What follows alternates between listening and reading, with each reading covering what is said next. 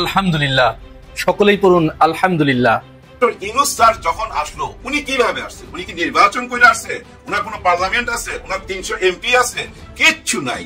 শেখ হাসিনা যে ইউনিটটা রাইখা গেছে দেশ চালাইবার জন্য, সেই ইউনিটের মধ্যে উনি এসে ইন করছে। ইন করার পরই ওনার মাথার মধ্যে আসছে, হায় আমার চারিদিকে তো ওনারাই, আমি তো অন্যের সেটিং এ আসছি, আমার নিজের একটা সেটিং লাগবে। ভাই জ্ঞানী লোকের জ্ঞানী কাজ। দেখেন উনি কিছু কমিশন বানাইলো, যেমন এই যে নির্বাচন কমিশন, ওইখানে যায় দেখেন যে 200-300 লোক কাজ করতেছে নির্বাচন নিয়ে। তেমনি উনি বানাই দিলেন কি গুম খুন কমিশন। হ্যাঁ, আওয়ামী লীগ এবং শেখ হাসিনার কফিনে শেষ পেরেকটা মনে আজকে পড়েই গেল। শেখ হাসিনার কফিনে তো শেষ পেরেক পড়ছে, এতে কোনো সন্দেহ নাই। দেশে ফেরার সমস্ত রাস্তা বন্ধ হয়ে গেল শেখ হাসিনার। বাংলাদেশের প্রাক্তন প্রধানমন্ত্রী শেখ হাসিনার বিরুদ্ধে জারি করা হয়েছে গ্রেফতারি পরোয়ানা জারির নির্দেশ দিয়েছে বাংলাদেশের আন্তর্জাতিক অপরাধ ট্রাইব্যুনাল। দেশত্যাগী হাসিনা ছাড়াও আরো 29 জনের বিরুদ্ধে গ্রেফতারি পরোয়ানা জারি হয়েছে। আজকে সেনাবাহিনীর 46 ব্রিগেডে এক ধরনের অস্বাভাবিক মুভমেন্ট লক্ষ্য করা গেছে। সেনাবাহিনীর পরিস্থিতি, জেনারেলদের কনফারেন্সে সবাই সেনা প্রধানের বক্তব্যের সাথে একমত হয়নি। স্পষ্টত জেনারেলরা দুই ভাগে বিভক্ত। সেনাবাহিনীর অপরাধীদের বিচারের আওতায় আনার দৃশ্যমান প্রক্রিয়া শুরু হওয়ায় ইয়াং অফিসার, লেফটেন্যান্ট কর্নেলের নিচে এবং সাধারণ সৈনিকদের 95% খুশি। আমরা সেনাবাহিনী দেশের জন্য, কোনো পলিটিক্যাল পার্টিটার জন্য না। কে কি বললো টললো এটা না, আমাদের দিকে অনেক জায়গায় মোটো আছে, আমাদের মোটোতে লেখা আছে আমরা দেশের তরে, দেশের জন্য যেটা সবচেয়ে ভালো হবে আমরা চেষ্টা করবো আমাদের জীবন দিয়ে হলে এটা করতে। সেনাবাহিনীর পক্ষ থেকে আইএসপিআর আজকে সাংবাদিক সম্মেলন করে জানিয়েছে যে তারা 15 জন যাদের নামে আন্তর্জাতিক অপরাধ ট্রাইব্যুনাল থেকে গ্রেফতারি পরোয়ানা জারি হয়েছে, সেই 15 জনকে তারা আটক করেছেন এবং তাদের হেফাজতেই আছেন। আর একজন পলাতক আছেন বলে তারা বলেছেন, তিনি হলেন মেজর জেনারেল কোটা। এই গুম খুন কমিশন কিন্তু ভিতরে ভিতরে গত 14 মাস কাজ করতেছিল, প্রকাশ পাচ্ছিল না কিন্তু কিছুই, বাইরে সবকিছুই গোপনে হচ্ছিল। শুধু এইখানেই শেষ না, আরো চমক আছে সামনে। বিডিআর হত্যাকাণ্ডের একটা কমিশন করা হয়েছে, ওনাদের রিপোর্ট এই নভেম্বরে আসলে না ভূমিকম্প হয়ে যাবে ভাই, ভূমিকম্প। বাংলাদেশের ইতিহাসে এসব ঘটনা কখনো দেখছেন? গত 54 বছরে এরকম কোন ঘটনা কোন রাজনীতিবিদ বা কোন রাজনৈতিক সরকার যারা নির্বাচন করে আসে সরকার চালাইতে, তারা করতে পারছে? করতে পারে নাই। কিন্তু ডক্টর ইউনূস স্যার দেখেন ঠান্ডা মাথার খেলোয়াড়, ঠান্ডা মাথায় খেলা দিল। তো আপনারা যারা মাছ ধরেন বড়শিতে, আপনারা জানবেন বড় মাছ ধরার জন্য অনেক ধৈর্য লাগে ভাই। বড়শি পাইতা বসে থাকতে হয়। আর ছোট মাছের ব্যাপারে কি হয় জানেন? ওই টোপের দিকে তাকায় রইলাম, টোপটা যদি একটুখানি নিচে যায় সঙ্গে সঙ্গে টান দিলাম, চলে আসলো ট্যাংরা নাইলে পুঁটি। কিন্তু আপনি রাঘব বোয়াল যদি ধরেন তাহলে কি করতে হবে? যখনই আপনার টোপে টান দিবে তখন আপনি টান দিতে পারবেন না, আপনাকে ঢিল দিতে হবে, সুতা ছাড়তে হবে। ওই যে চাক্কিটা দেখেন না ঘুরতে থাকে, আর ওই মাছটা পানির নিচে দিয়ে একবার এদিক যায় একবার এদিক যায়, কিন্তু গলার মধ্যে তো কাটা আটকাই ফেলাইছে। যতই দৌড়াদৌড়ি করুক টান দেয় না কিন্তু যে বর্ষি ধরে বসে আছে, কারণ সে জানে ও ক্লান্ত হবে। ক্লান্ত হওয়ার পরই তাকে আমি কাছে নিয়ে আসবো, তারপর আস্তে আস্তে টাইনা সামনে আনে। সামনে আইনাই কিন্তু আবার টান দেয় না, কারণ টান দেয় না কেন? যদি বর্ষির সুতোটা ছিঁড়া আবার চলে যায় তখন কি করে জানেন? ওই যে গোল একটা চাক্কির মতো ওর মধ্যে জাল কাঁচানো থাকে, ওই জালটা দেখবে আস্তে করে মাছের নিচে দিয়া আস্তে করে উপরে টাইনা নিয়ে আসে। ঠিক তেমনি বর্ষি গাইটা দিছে অনেক আগেই, কিন্তু সুতা ছাড়তেছিল। ওই সুতা ছাড়ার মধ্যে একটা মাছ ছুইটা গেছে ভাই। শুনতেছি এই সিলেট দিয়া কোন তামাবিল দিয়া পার হয়ে গেছে ওই দেশে। উনি লেফটেন্যান্ট কর্নেল কি যেন নাম, আচ্ছা নামটা এখন মনে থাকলো, কমুনা দরকার নাই অত গভীরে যাওয়ার, আপনারা সবাই জানেন। কিন্তু বাকি মাছগুলা বাইরে হইতে পারে নাই ভাই, ছুটতে পারে নাই। ওই যে আস্তে আস্তে এখন কাছে টাইনা নিয়ে আসছে, সবই ক্যান্টনমেন্টের মধ্যে আছে। 15 জন আছে, 15 জন ভাগতে পারে নাই। আর ওই বাকি 15 জন এখন একদম কাছাকাছি নিচ দিয়া কিন্তু অলরেডি জাল পাইতা ফেলাইছে, এখন শুধু টাইনা তুলবে, মানে হাত করা লাগাবে। আজকে ক্যান্টনমেন্ট থেকে সরাসরি জানাই দিছে আমরা ন্যায় বিচারের পক্ষে, অন্যায়ের বিপক্ষে। সে অন্যায় যেই করুক না কেন ওনারা মাইনা নিছে ভাই। এবং ওনারা এমন কথাও বলছে, এই যে গুম খুন কমিশন থেকে যারা যখন যেভাবে সাহায্য চাইছে আমাদের কাছে, আমরা সেইভাবেই সাহায্য করছি। এমনও ঘটনা আছে যে ওনারা কথা বলতে চায় এমন একজনের সঙ্গে যে হচ্ছে এখন কুমিল্লা নাইলে বরিশাল, আমরা তাকে ঢাকা আনাইছি এবং তাদের সঙ্গে কথা বলার সুযোগ করে দিছি। আসলেই সেটা করছে। হ্যাঁ ভাই করছে, তো না করলে এই যে আয়না ঘরের যায় টাইলস খুঁজা বাইর করতে পারতো? ক্যান্টনমেন্টে ঢোকার জন্য পারমিশন লাগে না, অনুমতি লাগে না, ওনারা অনুমতি দিছে বলেই কিন্তু হয়েছে। কিন্তু এই অনুমতিটা এত গোপন রাখা হয়েছে, কোন কমিশনারের তদন্তটাকে না অনেক গোপনে রাখা হয়েছে। আলোচনায় কেন আনে নাই জানেন? ডক্টর ইউনূস স্যারের তো ওই স্বভাব নাই 2 দিন পর পর বা একদিন পর পর বা প্রতিদিন ক্যামেরার সামনে আসবে আর কিছু কথা বলবে। বেশি কথা বললে তো মুখ দিয়ে ফাঁস হয়ে যাবে ভাই, কথা বাইরে যেতে পারে। উনি তো কম কথার লোক, যার জন্য কোনো আলোচনায় আসে নাই। আর আমরা সবাই বলাবলি করতেছিলাম ডক্টর ইউনূস দেশ চালাইতে পারবে না, ওনার কোনো ক্ষমতাই নাই, ওনার কোনো যোগ্যতাই নাই। ভাই ওনার যোগ্যতা উনি কিভাবে দেখাবে? আইন শৃঙ্খলা বাহিনী যদি তার কাজটা ঠিক মতো না করে, উনি যাবে আসামি ধরার জন্য কুমিল্লায় 14 গ্রামে, উনি যাবে? উনি তো যাবে না। উনি যাদের পাঠাবে, ওই যে বললাম না ইউনিট করা আছে, একটু আগে বললাম যে একটা ছবি বানাইবার জন্য অনেকে সহযোগিতা থাকে, বিভিন্ন ইউনিট কাজ করে। এখন ওনার প্রশাসনের ইউনিট যদি ঠিক মতো কাজ না করে, উনি কি করবে? আর এই কাজ না করার পিছনে কাদের ষড়যন্ত্র এখন তো পরিষ্কার আপনারা বুদ্ধিজীবীরা। আর ওনাকে এই বিফল দেখাইবার জন্য কি কি ষড়যন্ত্র হচ্ছিল এখন তো আয়নার মতো পরিষ্কার। এখন সত্যটা সামনে বলার চেষ্টা করেন সবাই। ডক্টর ইউনূস স্যারকে যারা তুচ্ছ তাচ্ছিল্য করছেন, আইসা এখন সরি বলেন। এখন না বললেও নভেম্বরে সরি বলতে বাধ্য হবেন। নভেম্বরের চমক তো ভাই বিশাল চমক, বললাম না ভূমিকম্প হয়ে যাবে, ভূমিকম্প। কারণ এই বিডিআর হত্যাকাণ্ডের সাথে দেখবেন অনেকেই জড়িত। এমনও হইতে পারে কোন রাজনৈতিক দল জড়িত, বড় বড় রাজনীতিবিদরাও জড়িত হইতে পারে ভাই, 2-1 নাম চলে আসতে পারে। দেখেন এমনও ঘটনা ঘটতে পারে নভেম্বরের পরে। অনেকে আশা করতেছে আমি নির্বাচন করুম, দেখা গেল সে নির্বাচন করতে পারলো না, কারণ ওই বিডিআর হত্যাকাণ্ডের সাথে সেও জড়িত। এরকম ঘটনা হইতে পারে। আমরা নভেম্বরের জন্য অপেক্ষা করি। দেখেন ডক্টর ইউনূস স্যার একটা কথা খুব গুরুত্ব দিয়ে বলছিল যে আমরা এমন কিছু কাজ করে যেতে চাই যেন কোনোভাবেই যেন আর স্বৈরা শাসক জন্ম না নিতে পারে, অথবা স্বৈরা শাসক এই বাংলাদেশে ইন না করতে পারে, অথবা পার্শ্ববর্তী দেশ থেকে যেন কোনো অপকর্ম, কোনো ষড়যন্ত্র আর জীবনও না করতে পারে। আমরা সেই সব রাস্তাগুলো বন্ধ করতে চাই। উনি নিজে বলছে ভাই আমরা সেই রাস্তাগুলো বন্ধ করে দিলেই আমাদের দেশটাকে আর কেউ রুইচা দাঁড়াইতে পারবে না। উনি বলছিল না বাংলাদেশ আছে এমন একটা পজিশনে চীন আর ভারতের মাঝখানে, চীন আর ভারত যদি আকাশে উঠতে চায় সে হালাতে আমরাও আকাশে উড়া যাব। ডক্টর ইউনূস স্যার বাংলাদেশটাকে কতটা ভালোবাসে আপনারা কি বুঝতে পারছেন না? আমার মনে হয় বুঝতে পারছেন। যদি একটুখানি চিন্তা করেন তাইলে বুঝতে পারবেন। দেখেন কাদেরকে আসামি বানাইছে, যারা আসামি তাদের নিয়ে টক শোতে আইসা কথা বলতে তো এখন মানুষ ভয় পায়। খেয়াল করে দেখেন তাদের নিয়ে কোনো আলোচনা নাই, ওই আলোচনা চলতেছে অন্য সাবজেক্ট নিয়ে। কারণ ভয়। কেন ভয় পায় জানেন? গত 15-16 বছর বলবো কেন আমি, গত 54 বছরই এই ক্যান্টনমেন্ট থেকেই ভাই এই মিডিয়া কন্ট্রোল করতো। এই যে পত্র পত্রিকার যত হেডলাইন দেখেন না, তাদের অনুমতি নিয়ে ছাপায়। কারণ কি জানেন? সবাই ভিতরে ভিতরে ওই ক্যান্টনমেন্টের সাথে হাত মিলাইতে চাইতো, পার্শ্ববর্তী দেশের সাথে হাত মিলাইতে চাইতো, এবং তাদের দয়া দাক্ষিণ্যতায় সরকার গঠন করতো। ভারত থেকে টাকাও তো আসতো ভাই। আপনাদের মনে নাই এরশাদের বাসায় যায় সুজাতা সেন গেছিল এরশাদের বাসায়, তারপর এরশাদ সাহেব বাইরে এসে কি বলছিল, এরপর তো আধা পাগল হয়ে গেছিল, হাসপাতালে পর্যন্ত ভর্তি হয়ে গেছে। কারণ ওনাকে যে পরামর্শ দিছে ওই পরামর্শটা উনি নিতে পারতেছিল না। আর ওনার ভাই তো ভারত থেকে আইসা বইলাই দিল নো আমি কিছু বলতে পারবো না, দাদাদের নিষেধ আছে, একদম মুখ বন্ধ। জিএম কাদিরের কথা মনে পড়াতে আমার মনে পড়লো আমাদের বর্তমান নির্বাচন কমিশনার, উনার কথা। উনাকে যখন জিজ্ঞেস করছে ভাই আপনি কেন দিচ্ছেন না আমাদের শাপলা প্রতীকটা, অসুবিধা কি? 2 ঘন্টা অপেক্ষা করছে মুখের সামনে বসে যে আপনি বলেন কি প্রবলেম আপনার, কেন আপনি দিচ্ছেন না? উনি কোনো কথা বলে না, খালি বলে আমি এটা দিব না, শাপলা আমি দিব না। কেন দিব না উনি বলে না। ঠিক ওই জিএম কাদেরের মতো যে ভারত কি বলছে আমি বলুম না। আর ওনাকে এই নির্বাচন কমিশনারকে কে ধমক দিছে, কে ভয় দেখাইছে এই শাপলা নিয়ে, উনিও বলবে না। বুঝছেন? উনার সাথে এই জন্য মিলাইলাম। আমার যদ্দূর মনে হয় ডক্টর ইউনূস স্যারের যতগুলো কমিশন বানাইছে এর মধ্যে দুর্বল কমিশন হচ্ছে এই নির্বাচন কমিশন। ওনার তো কোনো মেরুদণ্ডই নাই। কে বলছে শাপলা না দিতে? আমরা আনপাবলিক বুঝতেছি, আপনি কেন মুখ খোলেন না? উনাকে মুখ খুলতে হবে। হ্যাঁ, উনি যদি মুখ না খোলে ওই জিএম কাদিরের কেস করে দিতে হবে ওনাকে। হ্যাঁ, টেকনিক্যালি ওনাকে সরাই দিতে হবে। ভাই ব্রাদার আপনারা কেউ ঘাবড়াবেন না, ভয় পাবেন না, ভয়ের কিছু নাই। এই যে অনেকে বলে না গণতন্ত্রের জন্য নির্বাচন খুবই দরকার। হ্যাঁ ভাই, গণতন্ত্রের জন্য নির্বাচন খুবই দরকার। ইনশাল্লাহ এই নির্বাচনে, এই যে আগামী যে নির্বাচন আসবে, এই নির্বাচনে আমরা নতুন একটা বাংলাদেশ পাবো, স্বাধীনতা পাবো ভাই। এই যে নির্বাচন আসতেছে, অনেকেই মনে করে নির্বাচন হবে না, কোন একটা গন্ডগোল হবে। নো, নির্বাচন হবে, ঠিক টাইমে নির্বাচন হবে, কেউ আটকাইতে পারবে না। কিভাবে নির্বাচনটাকে ঈদের আনন্দ, ঈদের আমেজ দেওয়া যায় ওইটা ডক্টর ইউনূস স্যার মাথার মধ্যে নিয়ে নিছে। মাথার মধ্যে না নিয়ে তো আর ডিক্লার দেয় নাই। উনি যা বলছে তাই তো কইরা দেখাইতেছে, তাই না?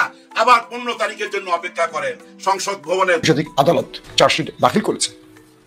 অভিযোগ যাদের উপর আসছে বা যাদের গ্রেফতারের নির্দেশনা আসছে তাদের মধ্যে উল্লেখযোগ্য বড় মাফিয়াগুলো দেশ ছেড়ে পালিয়ে গেছে, এমন তথ্য আসছে। যদিও এই ব্যাপারে সেনাবাহিনী স্পষ্ট করে কিছু বলেনি। ইম্পর্টেন্ট যে বার্তাটি ইতিমধ্যে আপনারা হয়তো জেনে গেছেন যে সেনাবাহিনীর পক্ষ থেকে আজ সাংবাদিক সম্মেলন করে কিছু বিষয় জানানো হয়েছে। এর মধ্যে বলা হয়েছে যারা সার্ভিসে রয়েছেন সেনাবাহিনীর এই মুহূর্তে তাদের মধ্য থেকে 14 জন এবং এলপিআরে যাওয়া একজন, মোট 15 জনকে সেনা হেফাজতে আনা হয়েছে। দুটো বিষয় ভালো করে খেয়াল করবে। সেনাবাহিনী আজকে বলছে সাংবাদিক সম্মেলন করে যে তারা 15 জনকে তাদের জিম্মায় এনেছে বা হেফাজতে এনেছে। প্রশ্ন হলো বাকিরা কোথায়? ইতিমধ্যে বিভিন্ন সোর্স থেকে পাওয়া যে খবর, সেনাবাহিনীর রিটায়ার্ড অফিসার বা বিভিন্ন কি বলবো গণমাধ্যমে ইন্টেলিজেন্স সোর্স, তারা জানাচ্ছেন অনেকেই ভারতে পালিয়ে গেছে। সর্বশেষ যে তথ্যটি আসছে যে জেনারেলকে নিয়ে কবির, তার বিষয়টিও বলা হচ্ছে তিনি চলে গেছেন তামাবিল হয়ে ওপারে। আর পূর্বেই দেশ ছেড়ে গেছেন ডিজিএফআই সাবেক মহাপরিচালক আকবর। মিস্টার তাভরেজেরও নামটি আসছে ভারতে চলে যাওয়ার। প্রশ্ন হলো সেনাবাহিনীর এই ঊর্ধ্বতন কর্তৃপক্ষ কি করে পালিয়ে গেল? আর দ্বিতীয় বিষয়টি হলো যারা পালালো না বা যাদেরকে সেনা হেফাজতে আনা হলো তাদেরকে কেন পালাতে দেওয়া হলো না? দুটো প্রশ্ন পেলেন। 3 নম্বর প্রশ্ন, ওয়াকারুজ্জামানের সাথে যে বৈঠকের অভিযোগ এসছে আমাদের কাছে, সেই বৈঠকে তাদের ব্যাপারে আসলে কি সিদ্ধান্ত এসেছিল যখন আন্তর্জাতিক আদালত তাদের গ্রেফতারি পরোয়ানা জারি করে? 4 নম্বর প্রশ্ন হলো ওয়াকারুজ্জামানের এখানে ভূমিকা কি? তিনি কি ফেসে যাচ্ছেন শিগগিরই? চলেন এই বিষয়গুলো নিয়ে আমরা একটা একটা করে ধারাবাহিক আলোচনা তুলে ধরার চেষ্টা করছি। প্রিয় দর্শক, প্রথম যে বিষয়টি তৈরি হয়েছে আমাদের সামনে সেটি হলো সেনাবাহিনীর সাংবাদিক সম্মেলন। সেনাবাহিনী তাদের সাংবাদিক সম্মেলনে 15 জনকে তাদের হেফাজতে আনার তথ্য জানিয়েছে। 5 তারিখের পর শেখ হাসিনা পালিয়ে যাওয়ার পর প্রায় 650 মতো বিভিন্ন পেশাজীবী হাই অফিসিয়াল যারা আওয়ামী লীগের সুবিধাভোগী ছিল, রাষ্ট্রে নানান রকম অনৈতিক অপরাধে জড়িত ছিল, তারা সেনা হেফাজতে ছিলেন, অর্থাৎ আশ্রয় নিয়েছিলেন। এবং এই তথ্যটি প্রকাশ্যে গণমাধ্যমে নিশ্চিত করেছিলেন সেনাপ্রধান ওয়াকারুজ্জামান।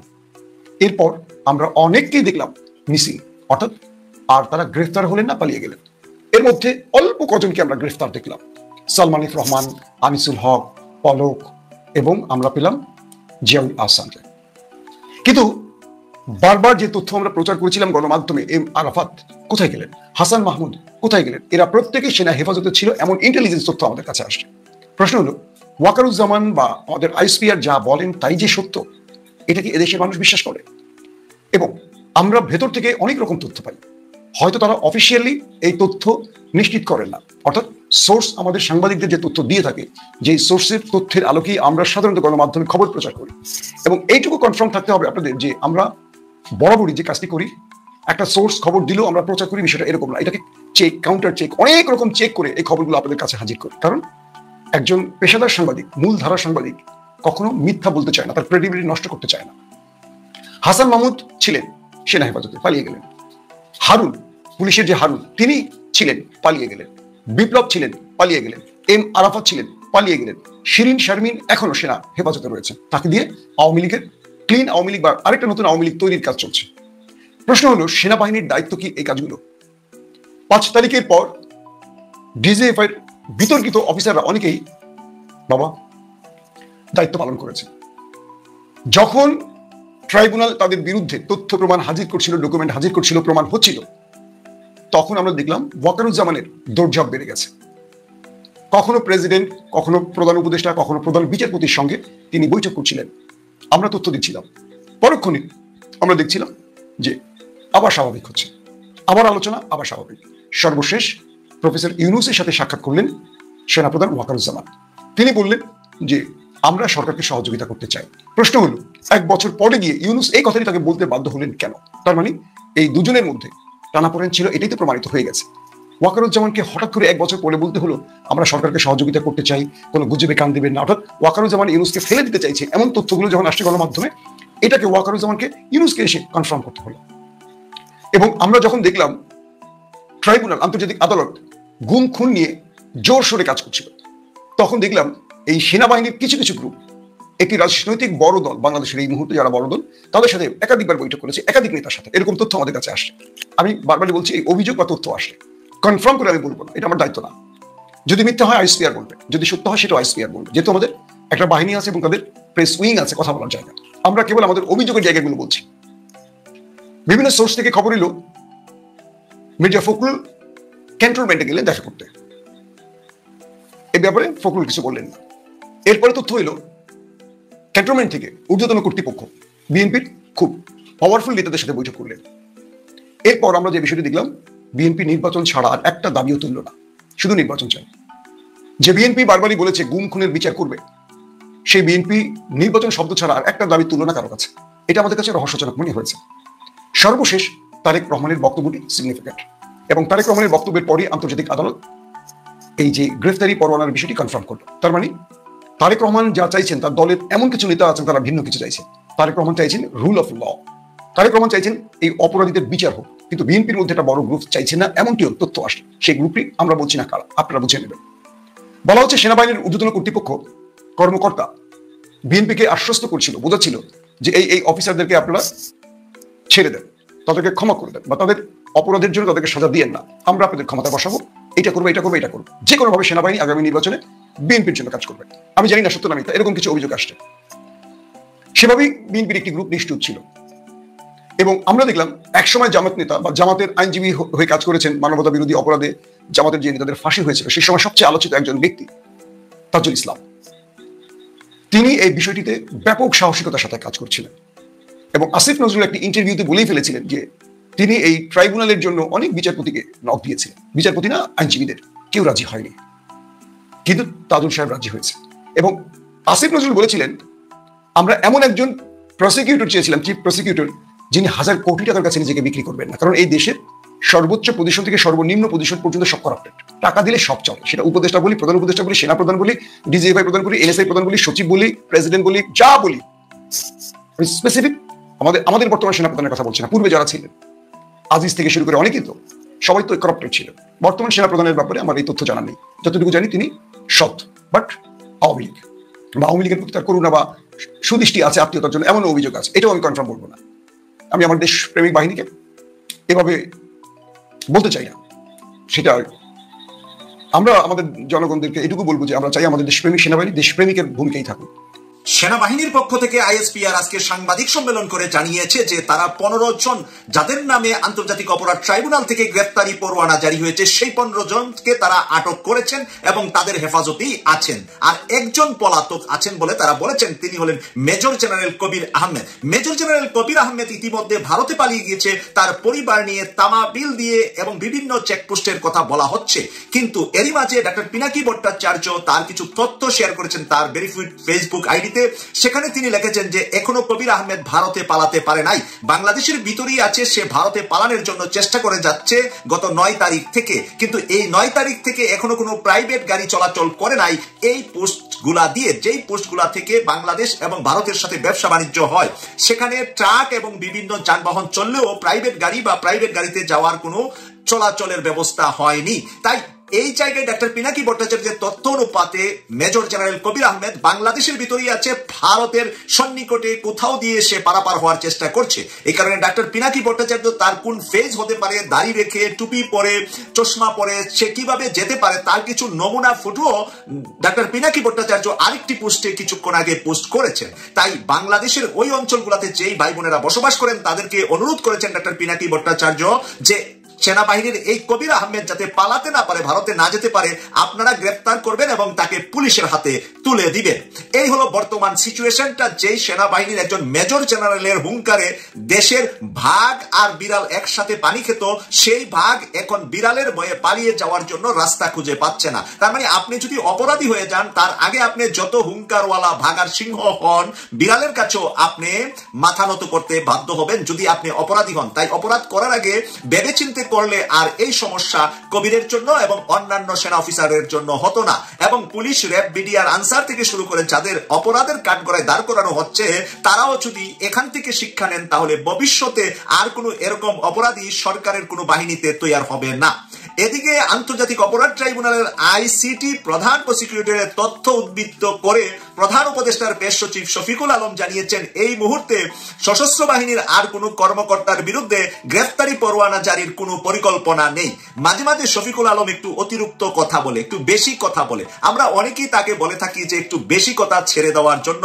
তবে আবার এই বেশি কথার ভিতরে তার যে একটা দায়িত্ব, যেহেতু সে প্রধান উপদেষ্টার পেশ সচিব, তার একটা দায়িত্ব থাকে যে সিভিল এবং সেনাবাহিনীর ভিতরে বা সেনাবাহিনীর আভ্যন্তরীণ ভাবে তারা যেন ভয় না পেয়ে যা, তাদেরকে শান্ত রাখার জন্য, তাদের ভিতরে যাতে আতঙ্ক কাজ না করে, যে এই 15 জন মানে টোটাল 24 জন সেনা অফিসারের যে এখন নাম আসলো, এরপরে আবার কার নাম আসে, তাদের ভিতরে একটা আতঙ্ক কাজ করছে বলে আমরাও জানতে পেরেছি। এই আতঙ্কটা না আসার জন্য শফিকুল আলমের এটা একটা পলিসি হতে পারে।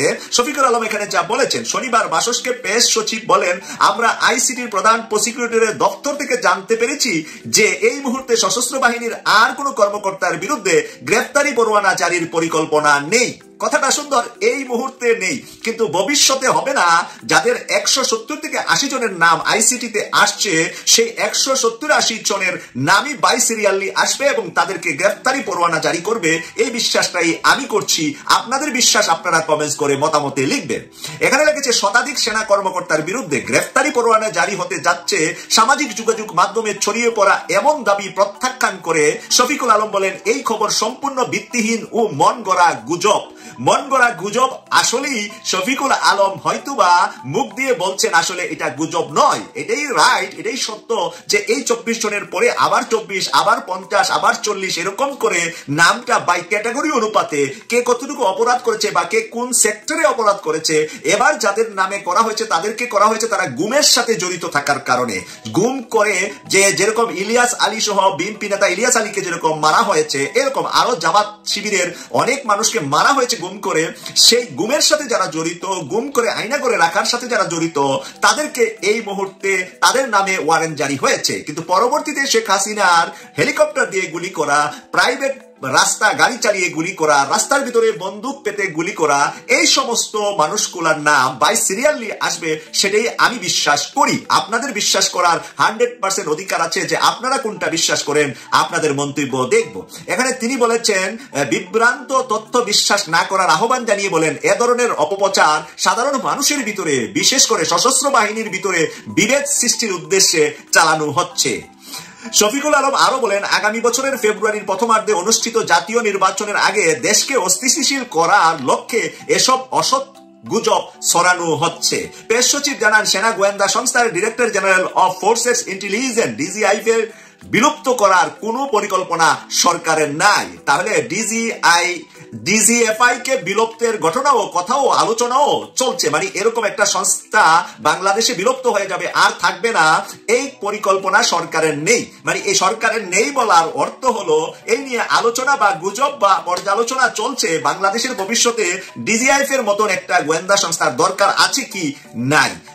সংস্থাটির সীমাবদ্ধতা ও বহির্দেশীয় গোয়েন্দা কার্যক্রম আরো জোরদার করতে সরকার সংস্কারমূলক পদক্ষেপ বিবেচনা করছে। মানে ডিজিএফআই কে মানে সংস্কার করে আধুনিকরণ করা বা তাদের ভিতরে অন্যায়, অপরাধ, ভুল করার রাস্তাগুলা বন্ধ করে দিয়ে নতুন করে ডিজিএফআই সাজানোর চিন্তা সরকার করছে। যেমনটা র্যাবকে নিয়ে গত 2-3 দিন ধরে বাংলাদেশের রাজনীতিতে যে একটা অস্থিতিশীল পরিবেশ বিরাজ করছিল, প্রত্যেকের মনের ভিতরে উদ্বেগ, উৎকণ্ঠা, একটা শঙ্কার ভিতর দিয়ে অতিক্রম করছিল। আন্তর্জাতিক অপরাধ ট্রাইব্যুনাল 25 জন বর্তমান এবং সাবেক সেনা কর্মকর্তাদেরকে, বিভিন্ন বাহিনীর প্রধানদের, মেজর জেনারেলদেরকে যে গ্রেপ্তারি পরোয়ানা ইস্যু করেছিল, তাদেরকে কি গ্রেপ্তার করা হবে? তাদেরকে যদি গ্রেপ্তার করা হয় তাহলে দেশের পরিস্থিতি কোন দিকে যাবে? সেনাবাহিনী কি এটি মেনে নেবে? যদি সত্যি সত্যি সেনাবাহিনী তাদেরকে গ্রেপ্তার করতে সহযোগিতা না করে, তাহলে কি রাষ্ট্র এবং সেনাবাহিনী কি পরস্পর সংঘর্ষে লিপ্ত হবে? সেনাবাহিনী কি ক্ষমতা হস্তান্তর করবে? ইউনূস সরকারকে হটিয়ে দিয়ে ওয়াকারুজ্জামান কি রাষ্ট্রের সমস্ত কর্তৃত্ব গ্রহণ করবে? সেনাবাহিনী কি আবার সেই 1-11 মতো হটকারী হয়ে যাবে? তারা কি জনগণের বিরুদ্ধে দাঁড়াবে? ইত্যাদি নানা ধরনের প্রশ্ন বাংলাদেশের মানুষের, কোমলমতি মানুষের হৃদয়ের ভিতরে ঘুরপাক খাচ্ছিল, আর তাদের চোখের সামনে একটা সরষে ফুল দেখার মতো অবস্থা তৈরি হয়েছিল। আমি গতকালকের ভিডিওতে আপনাদেরকে দেখিয়েছিলাম, সেখানে পরিষ্কার করে বলেছিলাম, সেনাবাহিনীর জুনিয়র এবং সিনিয়র অফিসারেরা, সৈনিকেরা, তারা এই বিচার প্রক্রিয়াকে সামনে এগিয়ে নিয়ে যাওয়ার জন্য, এই বিচার প্রক্রিয়াকে ত্বরান্বিত করার জন্য রাষ্ট্রকে সহযোগিতা করার জন্য তারা সেনাপ্রধানকে তারা তাগাদা দেয় এবং তারা সেনাপ্রধানকে পরিষ্কার করে বলে দেয় যে আমাদের এই কাজে সহযোগিতা করতে হবে। কোন মতো অবস্থায় যেন অপরাধীর পরিচয়, সে একমাত্র অপরাধী। সে সেনাবাহিনীর কোন পদে, কোন পজিশনে, তার রাষ্ট্রীয় খেতাব কি, তার পারিবারিক খেতাব কি, তার বংশমর্যাদা কি, তার আভিজাত্য কি, এটি কোনো গুরুত্বপূর্ণ বিষয় নয়। সুতরাং যেই হোক তাকে আইনের আওতায় সোপর্দ করতে হবে, তাকে আইন শৃঙ্খলা রক্ষাকারী বাহিনীর হাতে তুলে দিতে হবে। যখন প্রবলভাবে মিড লেভেলের অফিসারেরা এই বার্তা সেনাপ্রধান ওয়াকারুজ্জামানকে পৌঁছিয়ে দেয়, তখন ওয়াকারুজ্জামান আর কোনো উপায়ন্তর না পেয়ে সিদ্ধান্ত পরিবর্তন করতে বাধ্য হয়। অবশেষে যে জন্য আজকে আলহামদুলিল্লাহ পড়লাম, সেই আলহামদুলিল্লাহ পড়ার মূল অর্থ হচ্ছে আজকে 15 জন, আজ আমি এই ভিডিও যখন করছি হয় আপনারা বুঝবেন যে গতকাল 15 জন রানিং দায়িত্ব প্রাপ্ত অফিসারদেরকে হেফাজতে নেওয়া হয়েছে, গ্রেপ্তার করা হয়েছে। আইএসপিআর সেনা সদর দপ্তর তাদের অবস্থান পরিষ্কার করেছে। তারা পরিষ্কার করে বলে দিয়েছে সেনাবাহিনী সমস্ত অন্যায়ের বিপক্ষে, যেই হোক আইনের কাছে আমরা তাকে সোপর্দ করব। আমরা বাংলাদেশ সংবিধানের যাবতীয় আইন এবং কানুন মেনে আমরা সেখানে সহযোগিতা আগেও করেছি, এখনো করছি, ভবিষ্যতেও করব। কারো পদ পদবীর দিকে না তাকিয়ে আমরা ইতিমধ্যেই 15 জনকে গ্রেপ্তার করেছি, আইএসপিআর জানিয়েছে। বাকি যারা তারা তো রিটায়ারমেন্টে চলে গেছে, সুতরাং তাদের ব্যাপারে একটু প্রসেস ফলো করতে হবে, এটি তারা পরিষ্কার করে জানিয়ে দিয়েছে। এখানে আমি আপনাদেরকে একটি কথা বলতে চাই, সেটি হচ্ছে ওয়াকারুজ্জামান সম্পর্কে আমাদের একটা অবজারভেশন হলো, তিনি কিন্তু 5 তারিখে বিকেল বেলায় সমস্ত রাজনৈতিক দলের নেতাদের ডেকে নিয়ে তিনি যখন মিটিং করেছিলেন, তার সম্ভবত তার পরের দিন বা তার পরের দিন এরকম হবে, তিনি তার বক্তব্যে পরিষ্কার করে বলেছিলেন, একেবারে পরিষ্কার করে বলেছিলেন যে আমরা সমস্ত অপরাধীদেরকে, গণহত্যাকারীদেরকে আমরা আইনের আওতায় আনবো। বাংলাদেশের জনগণ আপনারা আমাদের উপরে আস্থা রাখতে পারেন, বিশ্বাস রাখতে পারেন, ভরসা রাখতে পারেন, আমরা প্রত্যেকের বিচারের মুখোমুখি করবো এবং বিচার করব। এটি কিন্তু তিনি পরিষ্কার করে বলেছিলেন। কিন্তু সেনাপ্রধান তার সেই বক্তব্যে পরবর্তীতে আর স্থির থাকেন নাই, তিনি সেখান থেকে সরতে অবশেষে তিনি বর্তমানে এমন একটা জায়গায় এসে দাঁড়িয়েছেন, তিনি পরিষ্কার ভাবে বোঝা যাচ্ছে সেনাপ্রধান তিনি শেখ হাসিনার যে ভগ্নিপতি সেটির প্রমাণ দেবার জন্য মনে হচ্ছে তিনি সমস্ত প্রচেষ্টা চালিয়ে যাচ্ছেন। তার হেফাজত থেকে, তার আন্ডারের ভিতরে থেকে, তার সারেন্ডারিং এর ভিতরে থেকে 626 জন ভারতের বুকে পালিয়ে গেছে। এই কথা আমরা সেনাপ্রধানকে বারবার স্মরণ করে দিতে চাই। এটি বাংলাদেশের জনগণ এত সহজে ভুলে যাবে বলে মনে করার কোনো কারণ নেই। তারপরেও দেরিতে হলেও আপনার শুভ বুদ্ধির হয়তো উদয় হচ্ছে, আপনার মিড লেভেলের অফিসারদের বিরোধিতার কারণে, আপনি তাদের সাথে হয়তো পেরে উঠতে না পারার কারণে, তারা বাগড়া দেবার কারণে এই 15 জন দায়িত্বপ্রাপ্ত অফিসারদেরকে হেফাজতে নিতে হয়তো বাধ্য হয়েছেন। আমরা এরকমই বলবো, হয়তো বাধ্য হয়েছেন। বাধ্য না হয়ে উপায় ছিল না, তাদেরকে গ্রেপ্তার না করে কোনো উপায় ছিল না।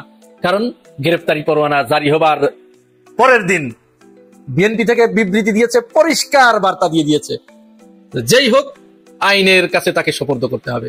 বাংলাদেশ জামাত ইসলামীর কাছ থেকে পরিষ্কার বার্তা পৌঁছে গেছে, তারাও বিবৃতি দিয়েছে যে তাদেরকে আইনের আওতায় আনতে হবে। ইনকিলাব মঞ্চ এবং 24 মঞ্চ প্রত্যেকেই পরিষ্কার করে বিবৃতি দিয়েছে, তারা রাজপথে নেমে এসেছে, তারা বিক্ষোভ প্রদর্শন করেছে।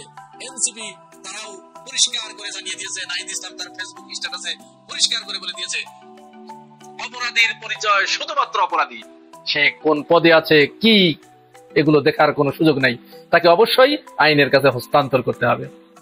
এই চাপে পড়ে তাকে সেনা সদর দপ্তর জানিয়েছে আজকে বিকেলে, অর্থাৎ 11 তারিখ শনিবার বিকেলে আইএসপিআর যে সাংবাদিক সম্মেলন করেছে সেখানে তারা পরিষ্কার করে জানিয়ে দিয়েছে যে 15 জনকে তারা হেফাজতে নিয়েছে।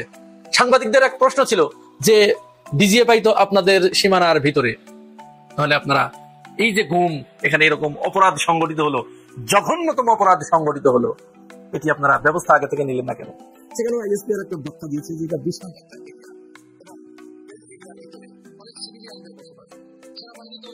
সবাই সিভিলিয়ানদের বিষয়ে নাক গলাতে পারে না। যেমন সাবেক মাননীয় প্রধানমন্ত্রী বেগম খালেদা জিয়া এই ক্যান্টনমেন্টের ভিতরে সিভিলিয়ান এরিয়া ছিল, তার বিষয়ে তো আমরা নাক গলাই নেই। সুতরাং আমরা সেটি জানতাম না, তবে যখন জানতে পেরেছি তখন থেকেই আমরা সরকারকে বারবার বলেছি আমরা এটাকে সহযোগিতা করছি। যখন যে নোট চেয়েছে, যখন যে ডকুমেন্ট চেয়েছে, আমরা সেগুলো সরবরাহ করেছি। আইএসপিআর পরিষ্কার করে বলেছেন যে এমনকি যেদিন এই রায় হয়েছে গত বুধবার, এই গ্রেপ্তারি পরোয়ানা জারি হয়েছে, সেদিনেও সকালবেলা আমাদের কাছে কিছু ডকুমেন্ট চাওয়া হয়েছে, আমরা সাথে সাথে সেগুলো সরবরাহ করেছি। তার মানে আমরা বুঝতে পারি যে সেনাবাহিনীর ভিতরেও একটা শুদ্ধি অভিযান পরিচালনা করার জন্য তারা মুখিয়ে আছে। তারা চাচ্ছে যে শেখ হাসিনার আমলে যে মিথ তৈরি করা হয়েছিল, শেখ হাসিনা মানুষের মুখে মুখে যে ঠোঁটে ঠোঁটে যে বাণীটি পৌঁছে দিয়েছিল যে শেখ হাসিনা ক্ষমতা থেকে চলে গেলেও 1 থেকে 50 পর্যন্ত সিরিয়ালে যারা আছে প্রত্যেকেই আওয়ামী লীগের পরীক্ষিত নেতাকর্মী বা ছাত্রলীগের নেতাকর্মীকে এখানে বসিয়ে গেছে। সুতরাং কোন মতো অবস্থায় বাংলাদেশ থেকে আওয়ামী লীগের আর কোনো ক্ষতি করা সম্ভব হবে না, আওয়ামী লীগকে বিতাড়ন করা সম্ভব হবে না। এই মিথ কিন্তু শেখ হাসিনা তৈরি করে গিয়েছিল। এই মিথ কিন্তু আইএসপিআর এর বক্তব্যের মাধ্যমে পরিষ্কার।